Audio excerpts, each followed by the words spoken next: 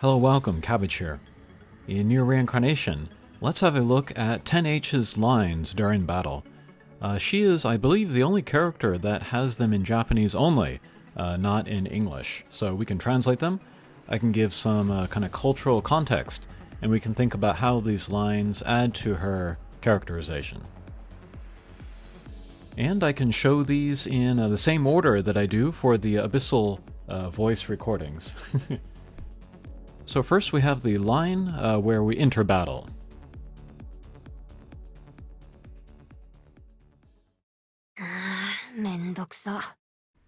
So here she kind of sighs and then says like, oh, this is annoying or this is boring. And actually some of her lines, they have the same attitude or content as like Yuzuki would say. They have some similar elements to their personalities. But it's kind of like kind of colder and like making a show that they don't care, that they're too cool to care. But as we know from both of them, they do care. Alright, next we have some lines from regular attacks, although these are mostly just kind of like grunts and stuff.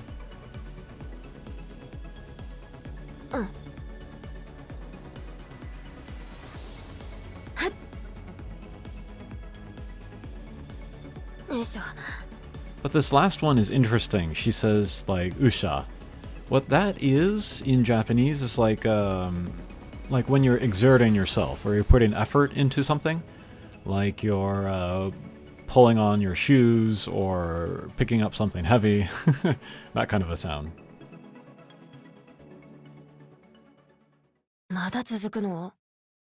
Alright, next we have the line that she says when you enter like wave 2 or 3 of a multi-wave battle. She's like, there's more of this? So other characters, you know, they'll be more assertive or more aggressive. Other characters will be kind of reluctant, you know, like Marie or Leon, they're like, oh, we have to still fight. But with 10H, it just sounds like she's put out and doesn't want to be here. And that's what I talked about in my hero archetypes video, where I kind of painted her as a reluctant hero.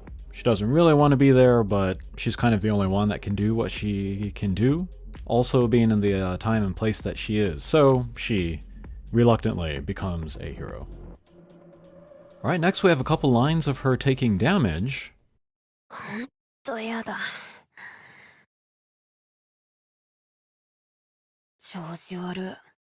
These are both lines that like a younger person would say, like somebody in their teenage years, maybe they're a little bratty. But the first one is like, I hate this, or this sucks. And then the second one is like, it's literally, you know, I feel bad. But there's a bit of like a kind of slang usage to it, where it's more like a young person would say it.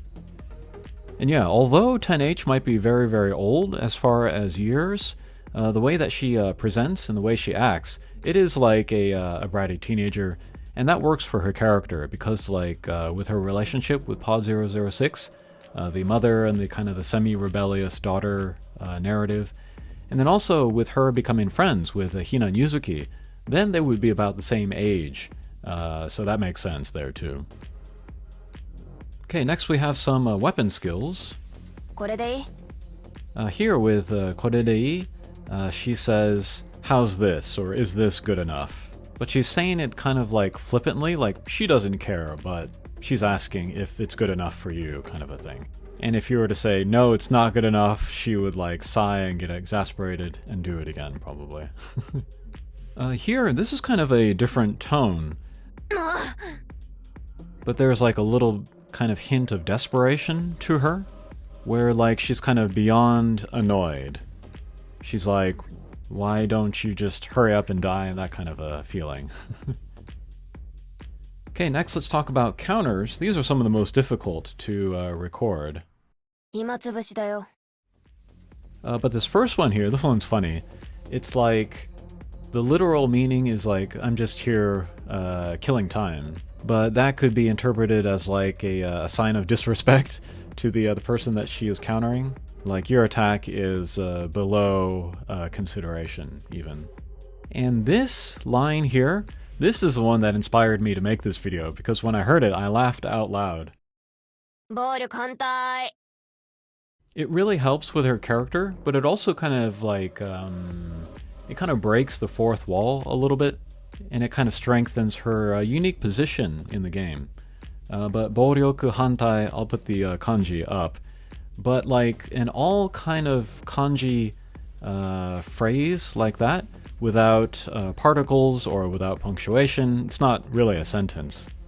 It's very kind of formal and stiff, impersonal way to say something. It's something that you would see like on a poster that has like a public service announcement on it, or like on a street sign or something. But very sort of like government language or legal language. And people don't usually use those phrases in everyday conversation. And so when she says it, and then when she says it in that bratty voice, she's being very sarcastic. And so she's like countering, she's evading and then countering the enemy's attack, and then kind of adding insult to injury by saying that line. I hope I got that across, but that was really funny to hear. And the reason why that breaks the fourth wall is because, like, you look at all of the other characters, they're so serious. They're acting like characters in a video game. But 10H is acting like she understands that she is a character in a video game. Okay, here we have her firing the companions.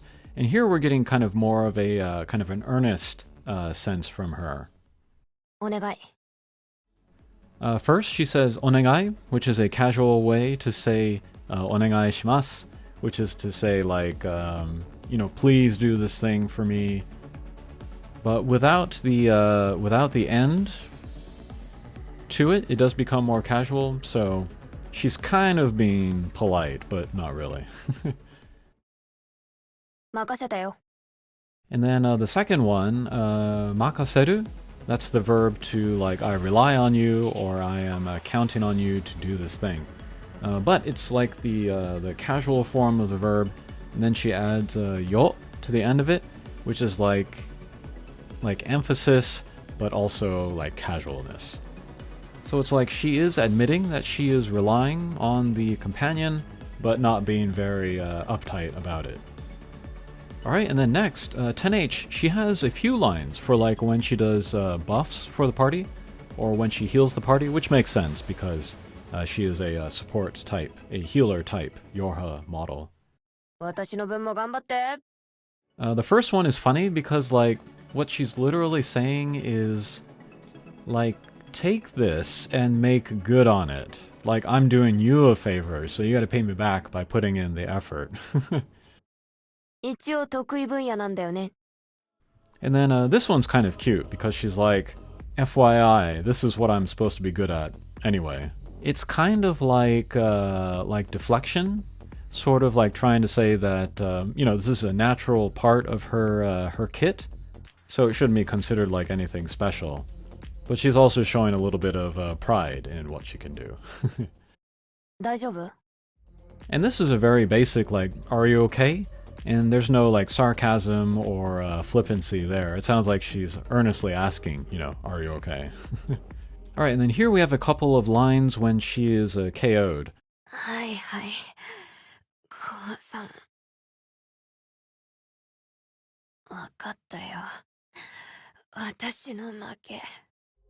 The first one where she says hi, it's like she's kind of like giving up, or she's like accepting her fate.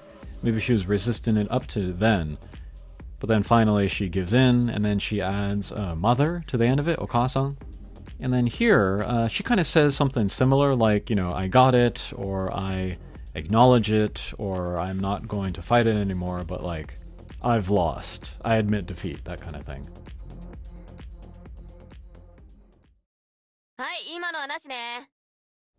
Okay, and then that was the revive voice. And this is hilarious also, because she's like, that doesn't count, or like, you didn't see that, did you? Or like, 0 deaths. And that too also kind of breaks the fourth wall. It sounds like that she understands she is in a video game. Alright, and then this last line is her kind of receiving a buff or receiving healing. She says domo, and that's like a short way of saying thank you. So you'd be like, thanks. Like a begrudging thanks. Not that she needs it, but she'll take it anyway. But yeah, those are the lines that I could find and record. Nothing in here is like an earth-shaking revelation, but maybe it adds some more kind of flavor to her character, and she's a great character, I think. Okay, thanks for watching, and we'll see you again. Take care.